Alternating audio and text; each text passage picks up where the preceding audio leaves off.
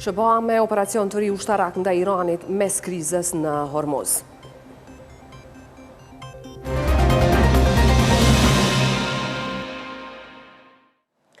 Përshëndetje dhe mirë se vini në edicionin qendror të lajmeve në Radio Televizionin 21. Partitë politike kanë nisur zyrtarisht fushatën elektorale për zgjedhjet e 7 qershorit me aktivitete e tubime hapse në disa qytete të vendit. Lëvizja vetëvendosje do hap fushatën me tubim në Ferizaj, në palestrën e sporteve prej orës 19:30, ndërsa po në Ferizaj, Partia Demokratike e Kosovës ka paralajmëruar takim me qytetarët në sheshin e qytetit prej orës 20. Lidhja Demokratike e Kosovës ka organizuar tubim hapës në sallën 1 tetori në Prishtinë nga ora 18, ndërka që Aleanca për Armërinë e Kosovës do të hapë fushatën zgjedhore me simpatizantë të saj në Gjakov prej orës 19:45 minuta.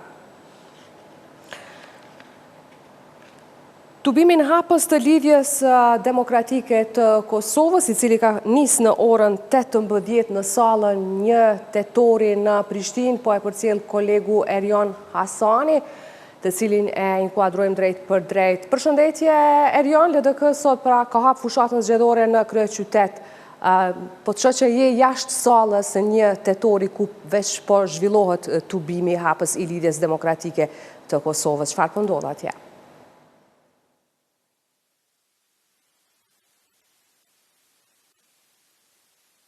Pse ndodhem jashtë objektit sallës 1 tetori këtu në kryeqytet është se brenda nuk dëgjohet as pak shkaku i brohorimave. Sot fushata hapse e Lidhjes Demokratike të Kosovës ka mbledhur qindra qytetar. Ma mërmendja mund dëgjohet në këto momente brohoritjet e mëdha. Nuk ka shumë minuta që nga fillimi i hapjes madhe, aty ku sot të gjithë deputetët e listës e Lidhjes Demokratike të Kosovës do të deklarojnë me cilin numër janë për këto zgjedhjet e 7 qershorit. Një numër i konsiderueshëm i deputetëve kishin ardhur paraprakisht për të takuar personalisht qytetarët dhe adhuruesit e tyre tek hyrja kryesore e sallës 1 tetori për të siguruar që të japin edhe numrin e tyre për këto zgjedhje që ata ta kenë më të lehtë për t'ju votuar. Në të njëjtën anë, më vonë do të keni edhe pamjet kur vjen edhe Lumir Abdigjiku, kryetari i Lidhjes Demokratike të Kosovës, kandidat për kryeministër. Një herash në këtë tubim kaq të madh do të marrë pjesë në fjalim edhe Vjosa Osmani, kandidate për presidente, një herash edhe bardhëse e listës. Këto janë detajet kryesore, për detajet e tjera Leonora do të kemi edhe në edicionet e tjera të lajmeve në Radio Televizionin 21. Faleminderit Erion për këtë paraqitje, ndërkaq kronikat nga tubimet hapse të partive të tjera politike do t'i transmetojmë në edicionin e dytë të lajmeve. Për 10 ditët e ardhshme, 21 subjekte politike me mbi 900 kandidat për deputet do të shpalosin programet dhe premtimet para qytetarëve në gjithë Kosovën. Komisioni Qendror i Zgjedhjeve ka bërë të ditur se fushata përfundon në mëngjesin e ditës së votimit, ndërsa edhe këtë herë e shtuna para zgjedhjeve nuk do të jetë heshtje zgjedhore. Zëdhënësi i KQZ-s Valmir Elezi tha se sipas ligjit për zgjedhjet e përgjithshme, fushata zgjedhore përfundon me hapjen e qendrave të votimit në ditën e zgjedhjeve. Për 10 ditë e shtator në vazhdim, 21 subjekte politike me gjithsejt 902 kandidat për deputet do të mund të zhvillojnë aktivitetet e tyre në kuadër të fushatës zgjedhore për zgjedhjet e parakohshme për Kuvendin e Kosovës, të cilat do të mbahen në datë 7 qershor. Sipas ligjit për zgjedhjet e përgjithshme i miratuar në vitin 2023, fushata zgjedhore për subjektet politike dhe kandidatët e tyre përfundon me hapjen e qendrave të votimit në ditën e zgjedhjeve, pra në orën 7 të mëngjesit të datës 7 qershor. Pra, ashtu si në zgjedhjet e kaluara parlamentare dhe lokale, dita e shtunë nuk është heshtje zgjedhore. Elezi sqaroi se KQZ-ja ka rol në monitorimin e organizimit të takimeve të fushatës zgjedhore, pasaj fushatave reklamuese dhe materialeve të tjera promovuese gjatë kësaj periudhe. Komisioni Qendror i Zgjedhjeve ka rol në monitorimin e organizimit të takimeve të fushatës zgjedhore, pastaj fushatave reklamuese dhe materialeve të tjera promovuese gjatë kësaj periudhe. Përmes zyres për regjistrim, certifikim dhe kontrollin financiar të subjekteve politike, Komisioni Qendror i Zgjedhjeve ka angazhuar monitorues në çdo komunë të Republikës Kosovës për të përcjellur nga afër aktivitetet e ndryshme të subjekteve politike. Roli këtyre monitoruesve do t'jetë përgatitja e raporteve lidhur me këto takime dhe të njëjta do të mund të shërbejnë, pra këto raporte do të mund të shërbejnë për të bërë krahasime me të dhënat të cilat i deklarojnë partitë apo subjektet politike në raportin financiar të fushatës zgjedhore, të cilin janë të obliguar që ta dorëzojnë pas zgjedhjeve në KQZ. Me nisjen zyrtare të fushatës zgjedhore, subjektet politike hyjnë në një periudhë të prezantimit të programeve dhe kandidatëve të tyre para qytetarëve. Zgjedhjet e parakohshme në Kosovë mbahen më 7 qershor. Koalicioni i organizatave për vëzhgimin e zgjedhjeve Demokracia në Veprim ka bërë të ditur se do të monitorojë zgjedhjet e 7 qershorit përmes një misioni vendor të vëzhgimit që do t'i mbulojë komponentët kryesor të procesit zgjedhor. DNV do të angazhojë 550 vëzhgues. Eugen Cakulli njoftoi se koalicioni në fjalë do të monitorojë përmbajtjet problematike në sferën digjitale, përfshirë këtu edhe dezinformimin, lajmet e rreme, gjuhën e urrejtjes e përmbajtjet manipuluese. Koalicioni i organizatave vendore për vëzhgimin e zgjedhjeve Demokracia në Veprim do të jetë prezente në vëzhgimin e zgjedhjeve parlamentare të 7 qershorit përmes një misioni vendor të vëzhgimit që do të mbulojë të gjitha komponentët kryesor të procesit zgjedhor.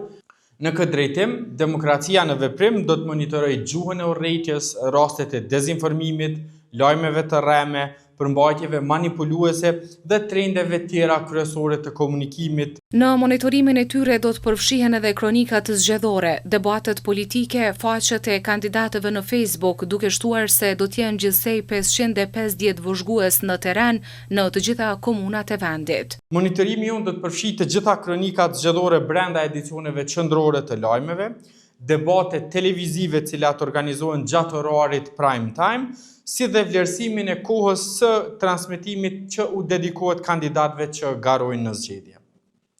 Për më tepër do të monitorohen edhe faqet zyrtare në Facebook të kandidatëve për kryeministra dhe partive politike, me fokus tek llojet e postimeve, tek promovimi i kandidatëve për deputet dhe trendet e tjera të ngjashme. Për më tepër, Demokracia në Veprim do ta monitorojë edhe punën e Komisionit të Pavarur të Mediave për ta parë nivelin e respektimit të procedurave dhe të trajtimit të rasteve eventuale të shkeljeve.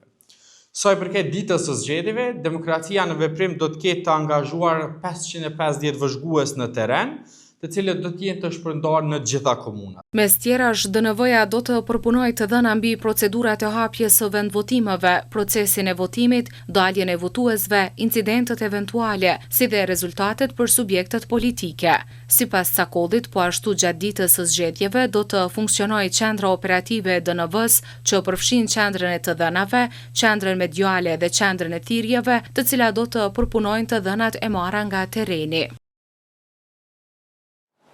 Analistët presin që gjatë fushatës partitë të fokusohen në tema që janë në interes të qytetarëve dhe jo në gjuhë përçarëse. Sipas tyre, nëse nuk ka bashkëpunim pas zgjedhjeve për formimin e institucioneve, vendin mund ta presin edhe një palë zgjedhje në Vjeshtë. Fushata zgjedhore ka nisur zyrtarisht dhe partitë politike do të kenë afat 10 ditë për të shpalosur programet e tyre, me të cilat garojnë në zgjedhjet e 7 qershorit. Profesori universitar Fadil Maloku vlerëson se subjektet politike duhet të fokusohen më shumë në shpalosin e programeve që janë në interes për qytetarët dhe jo në gjuhë populiste e përçarëse. Ajo që kam vrejtur në fushatën para-elektorale, nuk kam vrejtur shumë do një fokusim apo do një interesim i gjitha subjekte politike pa dallim që janë të koncentruara në programet. Ajo që unë kam vrejt është ende gjallë e fryma populiste. Analisti politik Lulzim Veliu vlerëson se qytetarët kanë nevojë të dëgjojnë projekte të qarta që ndërlidhen me përmirësimin e jetës së tyre. Veliu kritikon ato parti që po përdorin gjuhë linçuese. Ditëve të fundit kemi parë një fushat tejet linçuese dhe urrejtëse në mes të subjekteve politike në Kosovë, çka mendoj që nuk është produktive, nuk është e mirë dhe mendoj se elektorati në Kosovë duhet të përqendrohet më tepër tek programet dhe projektet e subjekte politike, çka ata premtojnë si në aspektin politik, por ashtu edhe në atë ekonomik që është shumë e rëndësishëm në Kosovën e kësaj periudhe kur rinia dhe profesionistët po ikun drejt Evropës. Profesori universitar Fadil Maloku pret nga subjektet politike që pas zgjedhjeve të ulen për të biseduar për formimin e institucioneve, përfshirë edhe postin e presidentit. Profesori Maloku shpreh shqetësim se edhe pas zgjedhjeve të 7 qershorit mund të ketë blokadë politike për shkak të kalkulimeve që bëjnë partitë. Dhe këto kalkulime do të mbaren krejt prej finale se kush sa do të fitojë. Dhe vetë konstruksioni dhe krejt arkitektura kushtetuese jonë është e bazuar dhe ndërtuar në këto parime që ne i shohim dhe identifikojmë me gjuhën politike si vullnet politik, por në fakt ajo çka duhet ta kuptojmë dhe ta vrejmë gjithë vetëvendosja është duke vazhduar, si me thonë Odiseja dhe në vetë për të ndryshuar krejt arkitekturën.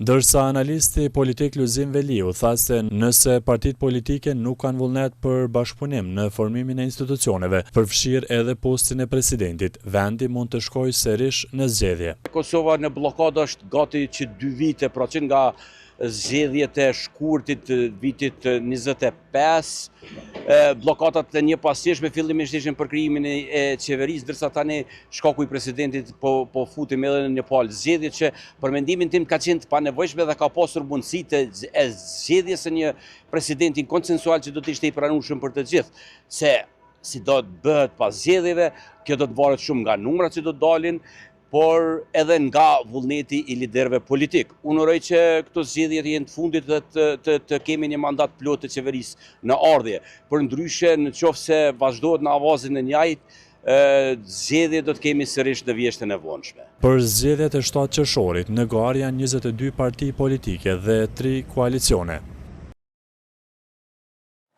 Zyra e Bashkimit Evropian në Kosovë i ka bërthirrje spektrit politik që të sigurojë zgjedhje paqësore dhe gjithëpërfshirëse pa ndërhyrje dhe manipulime. Reagimi i BE-s pasoi ndërhyrjet e Serbisë në zgjedhjet e Kosovës ku disa serb u arrestuan për cënim të vullnetit të lirë të votuesve dhe thirrjet për votim të listës serbe. Zyra e BE-s po ashtu u bëri thirrje e institucioneve që të shmangin çdo veprim që dëmton procesin zgjedhor. Në prag të zgjedhjeve të 7 qershorit, Zyra e BE-s në Kosovë në një përgjigje për Radio Televizionin 21 tha se të gjithë qytetarët duhet ta ushtrojnë të drejtën e tyre për të votuar në mënyrë të lirë nga ndërhyrjet dhe manipulimet. Sipas Zyrës së BE-s, zgjedhjet përveç se të lira duhet të jenë edhe gjithëpërfshirëse. Përpara zgjedhjeve të përgjithshme të 7 qershorit, u bën thirrje të gjithë aktorëve politik të promovojnë dhe sigurojnë zhvillimin e zgjedhjeve paqësore dhe gjithëpërfshirëse në Kosovë. Të gjithë qytetarët duhet të jenë në gjendje të ushtrojnë të drejtën e tyre për të votuar, të lirë nga ndërhyrjet dhe manipulimet. Në të njëjtën kohë, u bën thirrje institucioneve përkatëse të Kosovës të sigurojnë pjesëmarrjen e të gjithë qytetarëve dhe të shmangin çdo veprim që dëmton një mjedis të favorshëm për zgjedhjet. Reagimi i Zyrës së BE-s pasoi ndërhyrjet e Serbisë në zgjedhjet e Kosovës. Ditë më parë, 7 serb u arrestuan në Graçanisë në ndyshimin për cënim të vullnetit të lirë të votuesve, derisa një numër serbësh protestuan para stacionit policor në këtë komunë në mbështetje të arrestuarve. Zyra e BE-s tha se janë duke e përcjell rastin e fjalë dhe theksoi nevojën për një proces të rregullt të ligjor nga ana e institucioneve të Kosovës. Po ndjekim nga afër seancën dëgjimore për arrestimin dhe ndalimin e 7 serbëve të Kosovës për friksim të dyshuar të votuesve. Misioni i Bashkimit Evropian për sundimin e ligjit, EULEX, në Kosovë po shqyrton çështjen në terren. Ne i mbështetemi të autoritetet e Kosovës që të respektojnë dhe sigurojnë një proces të rregullt ligjor gjatë gjithë procedurave në përputhje me ligjet e Kosovës dhe standardet ndërkombëtare. Kjo përfshin sigurimin që çdo ndalim të jetë i nevojshëm dhe proporcional.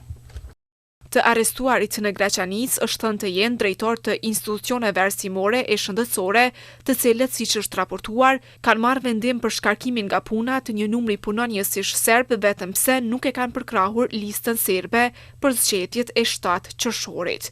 Këto shqetësime i kishte shprehur ministri në detyrë për komunitetet dhe kthim, Nenad Rashić, njëherësh kryetari i Partisë për Liri, Drejtësi dhe Mbijetesë, sipas e cilit serbët lokal po ballafaqohen me presion, shantazh e kërcënime për të votuar listën serbe dhe jo partinë e tij. Thirrja e zyrës së BE-s për zgjedhje të lira u mirëprit në Kosovë, por politologë dhe njohës të sigurisë paralajmërojnë intensifikim të ndërhyrjes së Serbisë në zgjedhjet e Kosovës me të nisur zyrtarisht fushata zgjedhore. Sipas tyre, një mjedis i favorshëm për këtë ndërhyrje është edhe gjuha polarizuese e partive në vend. Ndërhyrjet e Serbisë në zgjedhjet e Kosovës duket se do të jenë një nga të lashet e procesit zgjedhor të qershorit.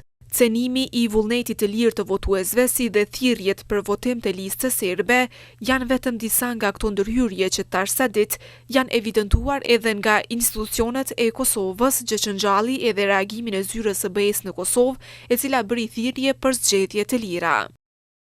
Politologu Argjend Zenaj thotë se ndërhyrjet e Serbisë cënojnë integritetin zgjedhor duke pritur intensifikim të tyre pas nisjes së fushatës zgjedhore. Sipas tij, në vend të përplasjeve verbale mes vete, partitë politike do të duhet i kushtonin vëmendje ndërhyrjeve të tilla.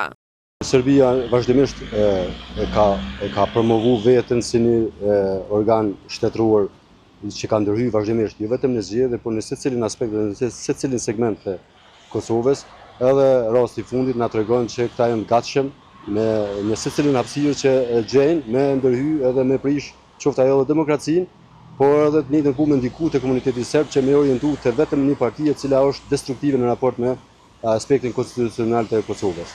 Por kësaj i japim edhe më shumë hapësirë kur ne vetë si spektër politik shqiptar e polarizojmë terrenin politik dhe nga rendim mas secilës vot në çfarë do mënyrë që tjetë e mundshme ajo dhe nuk ja vendosim vëmendjen e meritume karshi këtyre ndërhyrjeve të cilat siç theksova janë edhe për Serbie, por edhe për strukturave të tjera proxy të Rusisë edhe të armëzve të tjerë të Kosovës. Njohësi i sigurisë Bedri Elezi ndërkaq thekson nevojën për shtim të masave të sigurisë në këtë periudhë parazgjedhore. Sipas tij, përveç ndërhyrjeve nga Serbia, problematike është edhe gjuha e partive politike në vend. Adresimi i Shtetit Bashkimit Evropian në lidhje me situatën e sigurisë së Kosovës në fushatën elektorale, po ashtu edhe në procesin zgjedhor, është një adresim i nevojshëm dhe në kohë të dur. Problemet në fushën e sigurisë, të cilat, siç e kemi parë, janë serioze për faktin që ka pas një angazhim drejt për drejt të Beogradit zyrtar për të ndërhyrë në këtë periudhë. Gjithashtu gjuha e cila po përdoret në të gjitha frontet e subjekteve politike aktualisht është një gjuhë që na jap mesazhe jo të mira se për këtë procesit të sigurisë në këto zgjedhje. Institucionet tona të sigurisë, në këtë rast Policia e Kosovës, njësia e inteligjencës, Agjencia e Kosovës për Inteligjencë, partnerët e Kosovës, sidomos institucionet të sigurisë të tyre, duhet që të punojnë fuqishëm që të marrin informacione në kohë reale, nëse kemi ndonjë angazhim të vendeve siç është edhe Serbia për ta minuar procesin zgjedhor Kosovë, për ndërhyrë në proces zgjedhor, po ashtu edhe për të rrezikuar të gjithë procesin Kosovë. Sa i përket sigurisë para dhe gjatë procesit zgjedhor, Policia e Kosovës ende nuk ka bërë të ditur masat e ndërmarra për këtë çështje. Instituti Oktopus vlerëson se Serbia po ndërhyn në procesin zgjedhor në Kosovë duke shfrytzuar komunitetin serb.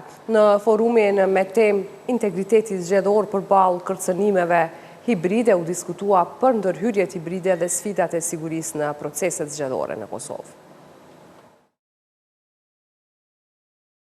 Drejtori i Institutit Oktopus Erben Fetoshi akuzoi Serbinë se po vazhdon të ndërhyjë në Kosovë veçanërisht gjatë proceseve zgjedhore. Lidhur me këtë, ai vuri në pa propagandën, rrjetet kriminale dhe listën serbe. Sipas Fetoshit, Serbia po përdor komunitetin serb në Kosovë për qëllime politike. Përmes presionit, friksimit, varësisë ekonomike dhe manipulimit informativ, Serbia po i mban peng serbët e Kosovës, duke i përdorur ata si armë për qëllimet politike dhe interesat klienteliste të Vučićit. Thirrjet për ta votuar listën serbe si garancia e vetme për mbijetesën e serbëve në Kosovë, jo vetëm që vërtetojnë rolin e saj si instrument politik i Beogradit, apo qasjen minuese ndaj sovranitetit të Kosovës, por edhe angazhimin shtetëror kundër të drejtës së qytetarëve serbë për zgjedhje të lira dhe përfaqësim demokratik. Ish-kryetaria e Komisionit Qendror të Zgjedhjeve Validete Daka u fokusua në përvojat gjatë organizimit të zgjedhjeve në veri të Kosovës. Ka pas ndërhyrje të lloj-llojshme nga shteti i fqinj nga Serbia dhe atë duke tentuar që kandidatët të cilët kanë marrë pjesë të manipulohen dhe të drejtohen drejt për së drejti nga Serbia.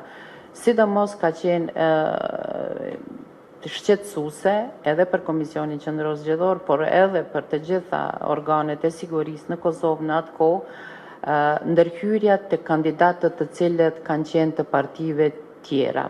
Ndërsa vllaznim Sortulli nga Policia e Kosovës tha se institucionet e sigurisë janë përgatitur për sfidat hibride. Lufta hibride është edhe në mesin tonë, edhe si institucioni i sigurisë, Policia e Kosovës është i ndërmarrë veprimet e duhura, thjesht me përgatit stafin për sfida të reja.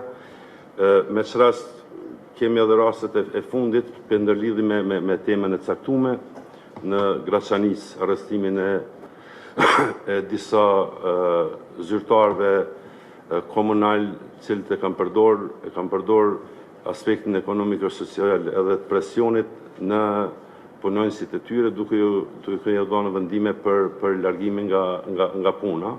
Hulumtuesi nga Hibrid.info, Festim Rizanaj, u fokusua në narrativat dezinformuese gjatë fushatës zgjedhore. Në bazë të praktikave të mëhershme, pritet që dhe presidenti i Serbisë të njëjtat narrativat gjatë fushatës të amplifikojë dhe zyrtarët e tjerë serb, domethënë në nivelet më të larta. E ajo forma që këto narrativa qarkullojnë është se zhvillohen intervista me ta, domethënë edhe këto qarkullojnë në agjencitë e lajmeve Tanjug, pastaj amplifikohen në gazetat si Informer, Večernji Novosti, po ashtu edhe në mediat në gjuhën serbe që veprojnë në Kosovë, ku protagonisti kryesor është Kosova Online. Partitë politike sot kanë nisur zyrtarisht fushatën për zgjedhjet e parakohshme parlamentare të 7 qertshorit. Vendimi për ndarjen e 2 milion eurove për transportin ajror të mërgjimtarëve në prag të zgjedhjeve ka nxitur reagime të forta në Kosovë.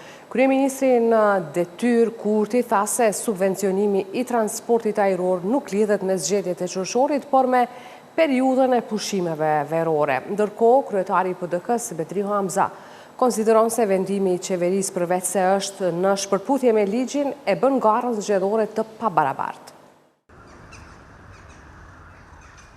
Më pak se 2 javë përpara mbajtjes së zgjedhjeve të jashtëzakonshme, qeveria Kurti në detyrë në një mbledhje të natës ndau miliona euro subvencion për transportin ajror të mërgjimtarëve. Vendimi për milionat e transportit ajror u bë pas ndarjes së subvencioneve për kategori të tjera, përfshirë studentët dhe pensionistët. Qeveria në detyrë ndërkohë u akuzua se përmes vendimit për transportin ajror po bën përpjekje për të blerë votën e diasporës. Megjithse u cilësua si pjesë e një pakoje të ringjalljes ekonomike, nuk u bë e qartë se kujt do të jepën parat dhe kush janë kompanitë që do të përfitojnë. Por për të shuar kurreshtin e të gjithëve, kryeministri në detyrë Kurti provoi që të arsyetohej se vendime të ngjashme praktikojnë edhe shtete të tjera. Këtë e kam shpjeguar me një tekst në faqen time në Facebook. Dje pas dite, ju kisha inkurajuar të gjithëve që keni dilema ta lexoni ose ta rilexoni, dhe gjithçka është në shërbim të qytetarëve dhe bëhet fjalë për një mbulim të një gjendje jo të zakonshme që po e bëjnë edhe shtetet e tjera dhe nuk ka të bëj me muajin qershor, po ka të bëj me komplet stinën e verës deri në fund të tetorit. Vendimi megjithatë u mor 2 javë përpara zgjedhjeve, sado që Kurti provoi të arsyetohej se nuk ndërlidhet me fushatën. Vendimet e fundit të qeverisë në detyrë për shpërndarjen e një pakoje prej 200 milion eurosh për kategori të ndryshme nga opozita dhe shoqëria civile, u cilësuan si përpjekje për blerje votash. Përfaqësues të shoqërisë civile madje ngritën edhe dilemat ligjore për vendimet e fundit me që sipas tyre kompetencat e një qeverie në detyrë janë të kufizuara. Ndërkohë, kryetari i Partisë Demokratike të Kosovës, Bedri Hamza, akuzoi lëvizjen vetëvendosje se përmes shpërdorimit të parasë publike ka krijuar një ambient të pabarabartë zgjedhor. Hamza theksoi se cila do parti që është në pushtet do duhet ta ketë obligim që të garantoj garë të drejtë dhe të qesë zgjedhore. Nuk është praktik standarde, as nuk është qeverisje e mirë, as transparente, kur ti i ndonë në një fond të caktuar, një kontingjencë dhe atë kontingjencë pastaj ti e përdor për qëllime politike. Prandaj këtu kemi të bëjmë me mos respektim të ligjit dhe kemi të bëjmë me abuzim të parasë publike dhe përdorim parasë publike në krimin e pabarazisë ndorë me subjekteve politike. Ndonë se qeveria në detyrë e arsyetoi vendimet e saj për shpërndarje parash në prag të zgjedhjeve, me siç u tha praktika të vendeve të tjera dhe praktika që vetë kanë ndërmarrë ndër vite. Analist politik, këto veprime cilësojnë si përpjekje reale për blerje votash. Analisti politik Lutfi Bilali thotë se vendimi për subvencionimin me 2 milion euro për linjat ajrore ka të bëjë me 10% të pjesëmarrësve në zgjedhjet e 7 qershorit. Më duket që është ndoshta një shenjë në një farë mënyrë që ndonjëherë nuk rrethonat e tilla nuk kuptohen shumë edhe nga kundërshtar politik, sepse kjo është tamam një parapërgatitje për të arritur që të jap impulse njerëzve që të jenë drejt për drejt këtu dhe këto financime shkojnë drejt për drejt natë që mund të jetë rezultati mes 8 dhe 10% i tërë asaj që do sjellë vota diasporës. Vetë subvencionime tashmë publik për linjat e fluturimeve nga qeveria në detyrë me taksat të qytetarëve të Kosovës, aktivist politik në shtete të ndryshme, kryesisht evropiane, ka ngritur shqetësimin se subjektet politike po organizojnë edhe udhëtime grupore falas për në Kosovë në mënyrë që të masivizohet vota diasporës për votimet e 7 qershorit.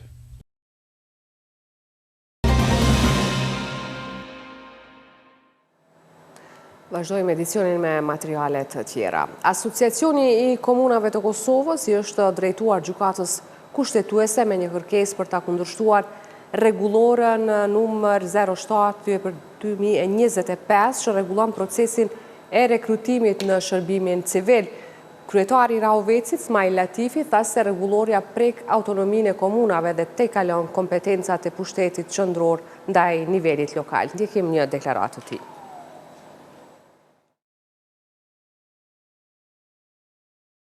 Kjo është tentative radhës e nivelit qendror për të ndërhyrë në punët e komunave, për të acentuar autonominë komunave. Autonomi kjo e garantuar me kushtetutë dhe me akte ndërkombëtare, si dhe me ligjin për veçëveriqe lokale. Komunat nuk do ta lejojnë një gjë të tillë. Rregulloria dorëzuar sot në gjykatën kushtetuese për neve është kundër kushtetuese, sepse parashen një sistem të centralizuar të rekrutimit për shërbimin civil, ku procedura e rekrutimit do të zhvillohen nga Departamenti për Menaxhimin e Zyrtarëve Publik në kuadër të Ministrisë së Punëve të Brendshme.